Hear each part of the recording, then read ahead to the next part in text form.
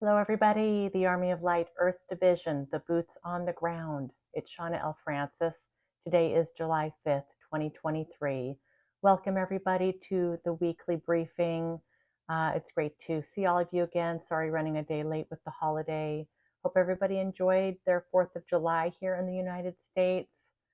I was up probably till 3 a.m., lots of noise and lots of frenetic energy here yesterday.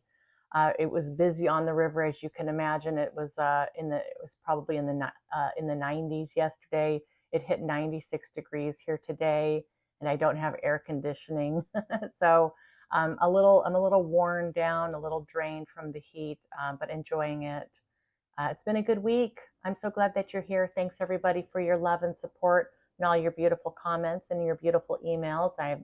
I'm feeling your love, and I wouldn't be doing this without you. So I'm so thankful. Um, so the week has been a bit weird, I'll have to say. I'm still just in this transition, trying to understand where are we going?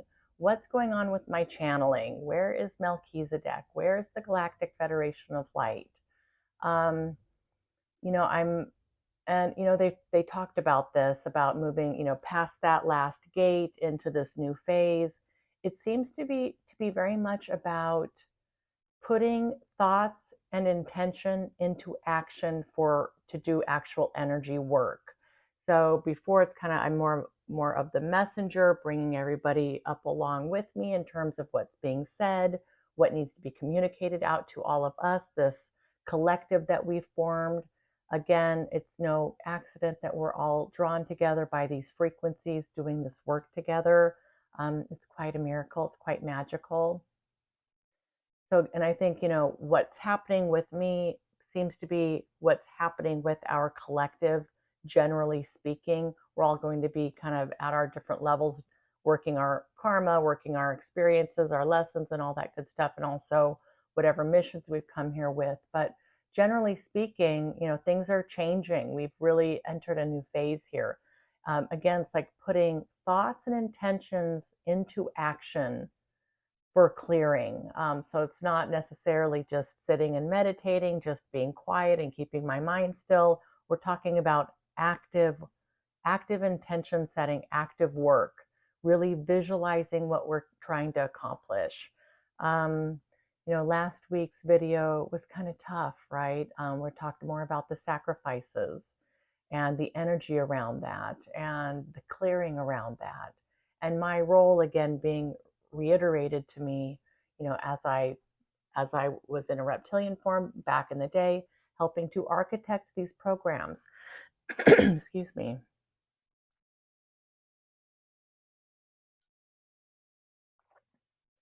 And I'm still kind of settling into those energies, to be honest. Excuse me. We had done a beautiful group clearing on Friday. Thanks to everybody who joined for that. I feel like it was really, really powerful. Light language, light codes with Christar, Cynthia with her clairvoyance, really helping to lead that whole experience. Really, really cool. I hope to do more of these types of things in the future as we are called to do so. Yeah, so what else this week? I felt like, I've experienced some kind of a major DNA upgrade. So it was part of my work with Cynthia and Christar late last week to do this work beyond even the group meditation, the group intention setting we were doing. It was an additional session that we had together. And then subsequently with Melchizedek, continuing that work. And I'm feeling it so physically in my body, like my heart is skipping beats and it's like fluttering, and my skin is tingling. Like I feel this in every cell of my body. So something really interesting is going on with me. It feels physical. Obviously, all of this is going to be energetic, but it feels very physical. Um, I hosted a 50th birthday party for my brother here on Sunday. We had the holiday, so it's been kind of hit and miss in terms of sitting down, being really focused for the meditation and connecting with Melchizedek. And they asked me again last week, please get into the halls of a Amenti. Please do not be afraid of this. There's still so much that you can learn about your past. And I have not had a chance to get in. It's pretty time intensive to get into the halls, and it really has to be, I need to be in that space where I can really be quiet, really be focused, no interruptions, nothing weighing on me or going around in my mind. So it's not that easy for me, at least this last week, to sit down and make time for that. But this week, I'm hoping this is the time. The holidays over, the party's done, get back to business and really get focused. Um, I also I had reached out to Max just to see how Max was doing. And again, Max is not part of the GFL, so I thought, well, let me see if I can just check in with him. And it was late, it was quiet. I kind of energetically reached out to him, and he shows up. And very quickly, he morphs into my late Uncle John. I have an uncle on my mom's side who passed away, I'm going to say 15 years ago, 12 to 15 years ago. And I found out that he and Max are aspects of the same soul. They are co-aspects. So you don't really think of it as past lives or future lives necessarily, but aspects of the same soul. So this really tripped me out this week. I have to be honest. I love my Uncle John, a total sweetheart. I didn't know him that well. It wasn't, we lived in different states, but while he was around, he was just so special to me. Always full of love and a giggle and a hug, and interested in what I had going on. Just sweet that way. And so yeah, found this out. So I talked to Melchizedek about this, and I want to, I'll go through what they had to say about this. Max slash Uncle John also told me that Racer has perished in this war. Racer is, yeah, he's gone. He's transitioned. And it's just so hard to hear that. And I asked Melchizedek about that, and they confirmed it. So I'm going to go through that as well. So it's just been kind of a strange week this week. I'd love to know how all of you are feeling. Yeah, I'm a little discombobulated, to be honest. So here's a little bit of what Melchizedek had to say, and this was on June 29th. Just like, team, how are you? How's everything going with this galactic war? What's going on with the bigger picture? I'm feeling a little bit disconnected from everybody. Is there anything that you can tell me about? How are we doing with the ascension? What's going on with the negative reptilians? I did feel my energy kind of go deeper and deeper and deeper. And they said, Shawna, do you feel the dimensions opening up to you? You are moving into a new space. The higher frequencies are expanding your consciousness in ways that will allow you to access more and more realms of existence, higher frequencies. And Shawna, with that comes a huge responsibility, the ability to manifest change. The next phase of your mission, dear one, we will be digging in deep with you. And I took a deep breath and I said, okay. And they said, please do not be afraid. Everything is, in fact, coming together as we had hoped and as we expected. Follow our advice and we will continue to make forward momentum. Yeah, so their advice. So earlier in that channeling, they had said, Shawna, you don't need to spend 3 hours meditating. Let's do an hour for the next week or two.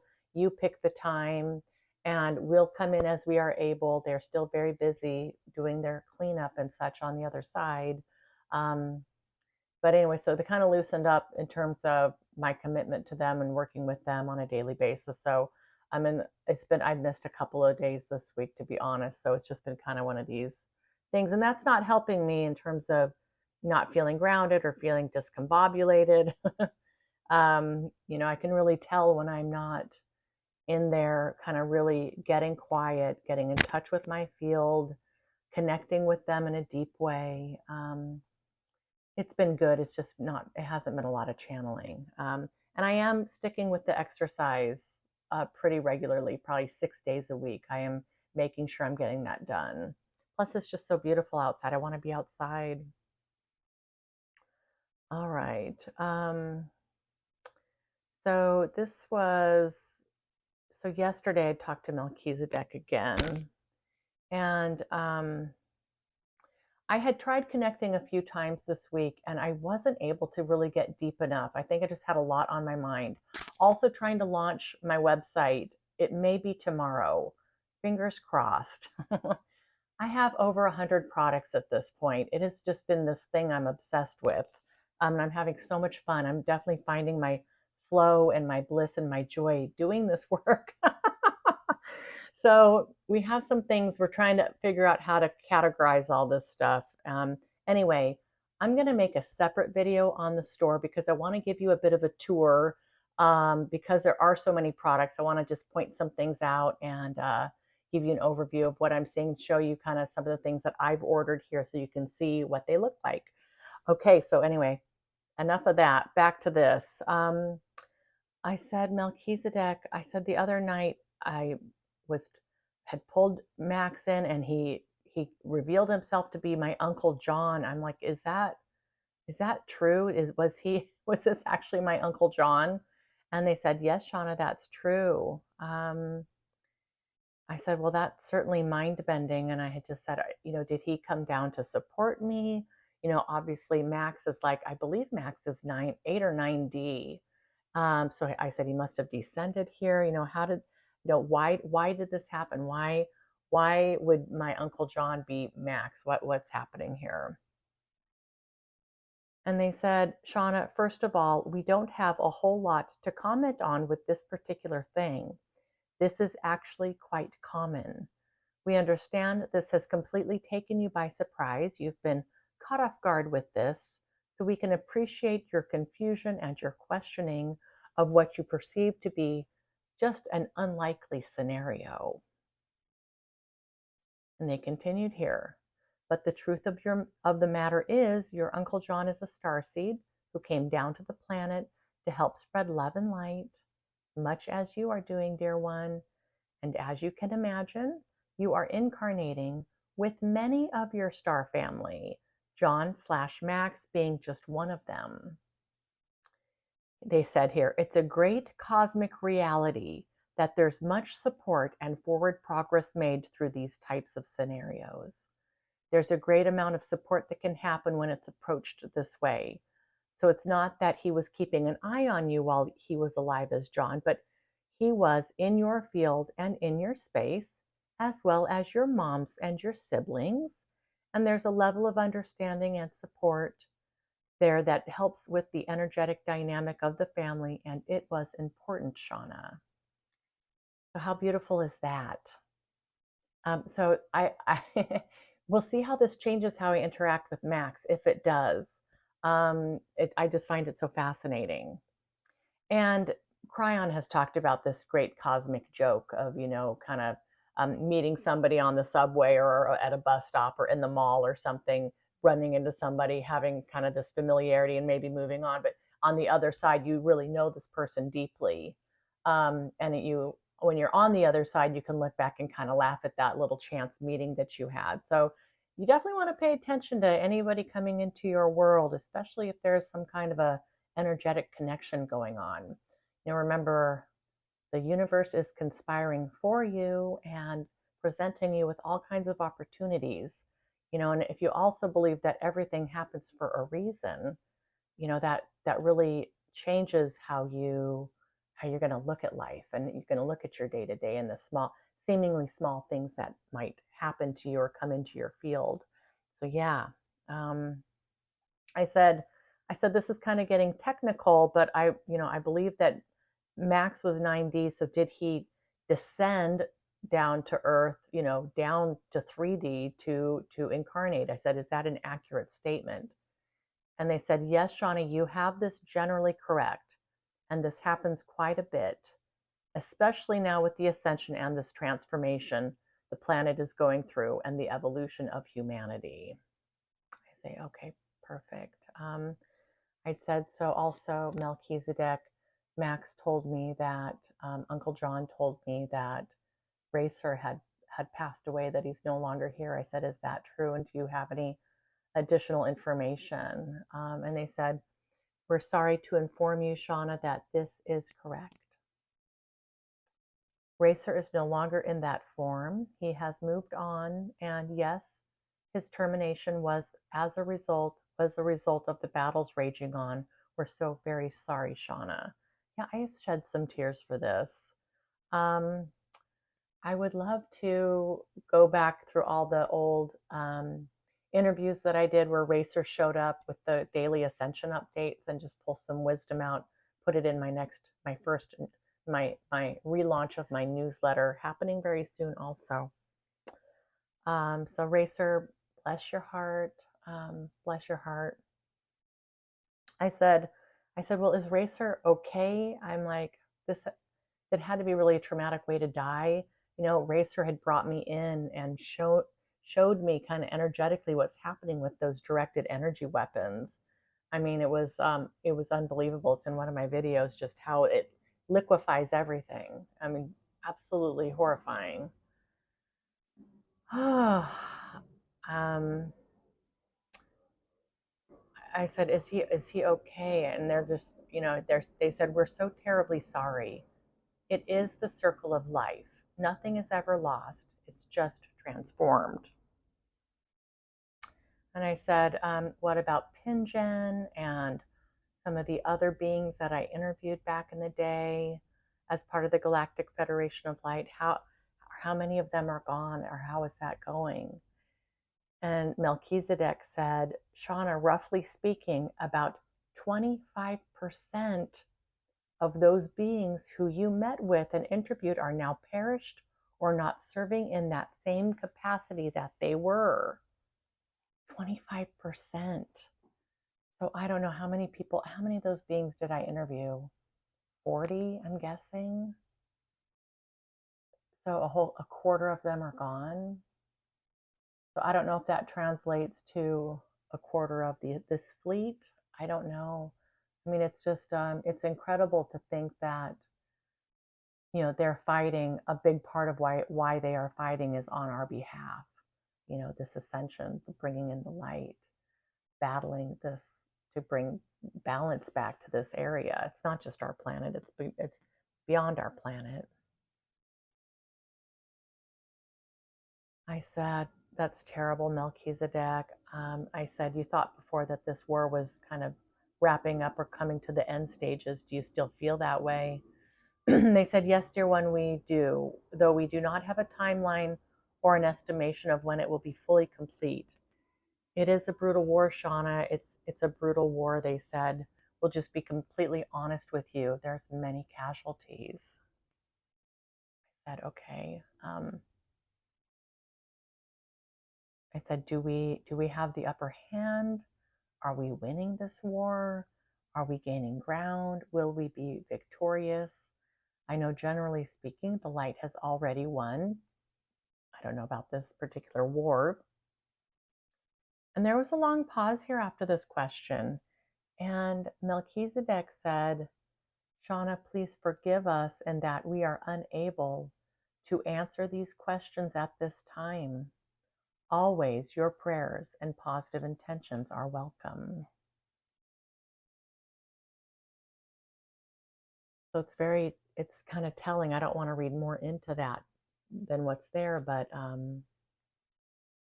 yeah, so maybe if you're in a space where you can just state a quick prayer for the Galactic Federation of Light and also for Racer and all the beings who have passed, and just close your eyes and just send some beautiful love that way.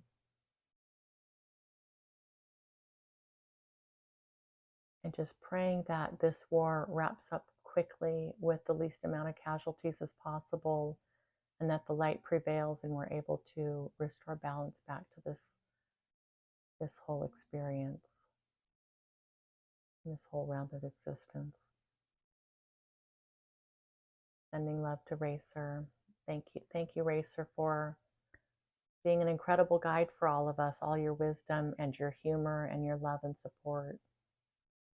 And thank you to all the other Galactic Federation of Light people who also came through for the daily ascension updates. And I'm so very sorry for your losses. So very sorry. Okay. That was that. Basically, that wraps it up. Looking ahead to this week, things should be settling down for me, back into the swing of things. I'm looking forward to getting my routine back in place and connecting even deeper into the halls of Amenti, doing the clearing work. I've got some one-on-one sessions lined up and getting the store launched, getting my new website launched. Okay, guys, let me know how you're doing, okay? Yeah. Wishing you all peace, happiness, health, joy, and ease and flow. I love you guys so much. Thanks again for being here, and we'll see you next week, if not sooner. Mwah.